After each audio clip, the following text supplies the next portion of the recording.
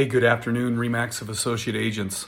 Hey, just want to take a quick minute and share with you something that's very important in what we're doing dealing with contracts, and that is making sure that our contracts are not open-ended. We want to make sure that our contracts have a close, fixed, firm date or dollar amount. And what I mean by that, for example, let's say that you don't know how long it's going to take something to be repaired, and so you put on there that the date is to be determined.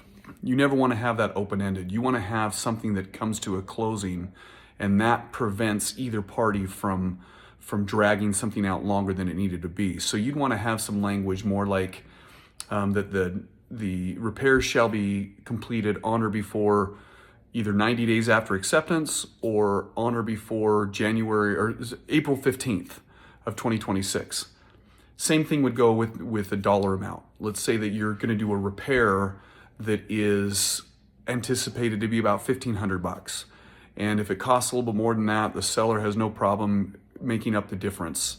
And so you put language that, seller to repair this item, and if it's more than $1,500, and that they make up the difference. Or you just say that the seller shall repair this item entirely, and you just leave it like that.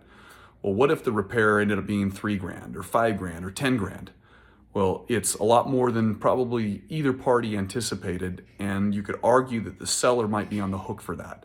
So we don't want to ever have something that open-ended. So if you'd want to say that in that regards of a repair, that seller shall repair the item and will make up the difference, or you can say seller shall repair the item not to exceed a dollar amount of $5,000, or whatever the threshold, the ceiling is going to be that the seller's prepared to pay. That way, if it is $1,500, great. But if it ends up being $2,500, the seller is still prepared to pay for it. But if it was $10,000, now the seller's only on the hook for the $5,000, and then the buyer would ultimately have to make up the difference. Hopefully that helps and answers some of the questions that you may have. And if there's any question that in relating to this or anything else, feel free to reach out to me. But hopefully you're having a great day.